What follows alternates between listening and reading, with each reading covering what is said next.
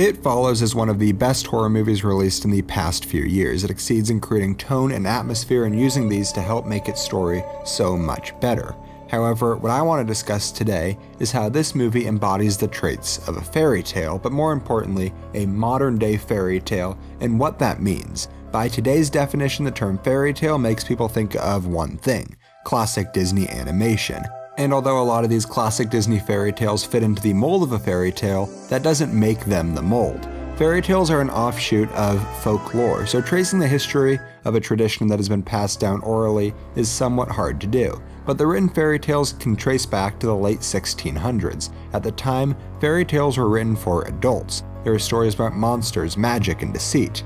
But through these stories passed down morality and tried to show the readers what is right and what is wrong. Towards the late 1800s and early 1900s, they shifted away from adults and towards children, as a way to teach them about life, lessons, and moral values. When categorizing It Follows, it clearly fits into the former. It's a movie made for adults, but still one with a very clear message that can be learned and picked up on. There are a few defining traits that make up a fairy tale, and all of these can be found within It Follows. The first is a mythical being. In more traditional fairy tales, a mythical being could be a dragon, a talking wolf, or a witch, but they have to be essential to the central conflict.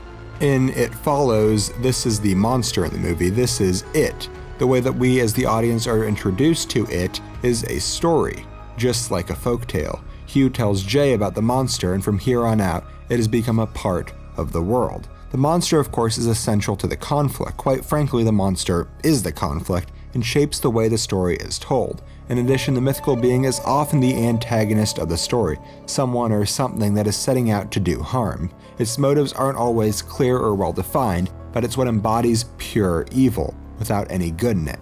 To contrast this evil character, we have our protagonist, someone who is by all definitions good, someone who is generally innocent and pure. In It Follows, we have Jay, who doesn't quite fit this mold perfectly. She is a good person, yet she isn't by all classic definitions pure, but it is her lack of purity that sets up the conflict. So by creating the protagonist as someone who is pure in classic fairy tales, it spreads the message that it is good to be pure.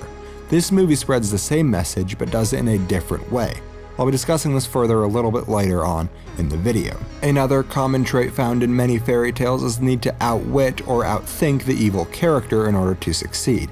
Again, It Follows perfectly fits this bill. The monster has better endurance, has the ability to change shape, so the only way to beat it is to outsmart it. And that is what the characters do. They have help from technology, but for the most part, it is their wit and ingenuity alone that can help them escape from this living nightmare. Finally, and most importantly, there has to be a lesson or a moral that can be taken from the story.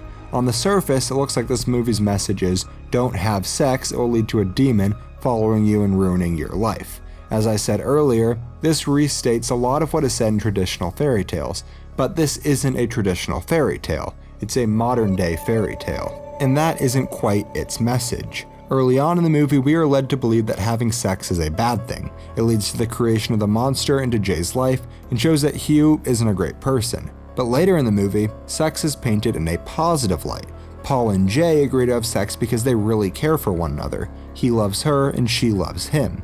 They want to spend the rest of their lives together, and Paul is willing to commit himself to Jay no matter what it costs. That cost is the chance of death. So he has sex with her, in turn passing the monster on to him.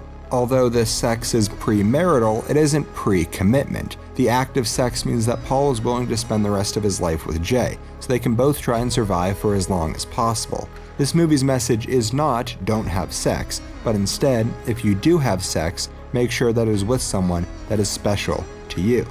But this change in themes isn't the only difference between traditional and modern-day fairy tales.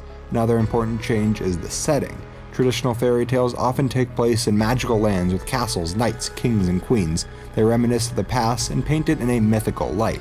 It Follows takes place in a time that doesn't really exist. A lot of the movie is reminiscent to the 1980s. The cars, TVs, and even the soundtrack we hear pays homage to 80s horror, but there are new electronics that are in use. This movie takes place in a time that combines generations, a time and a place where everything seems good. Well, everything besides one thing. This allows the problems that the characters face to be only about the monster. They're not worrying about current events, but instead they're worrying about themselves. This movie ends with the two main characters, Jay and Paul, walking down the street. At this point, their fate is sealed. They are together. They are going to die together, and they have committed themselves to one another. They are going to stay together no matter what it takes. Thank you very much for watching. I know that this video is a little bit shorter than usual, but next week we're going to be back to our regular schedule and regular allotted time for these videos. I had a lot of fun talking about It Follows, but even more than that, I had a great time looking at horror movies this month.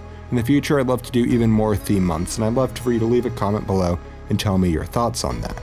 Next week, we're going to be looking at V for Vendetta. There's going to be a link to that video on the right of the screen. That's going to be out next Saturday. On the left is my last video where we discussed Eraserhead. Thank you very much for watching, and I will see you next week.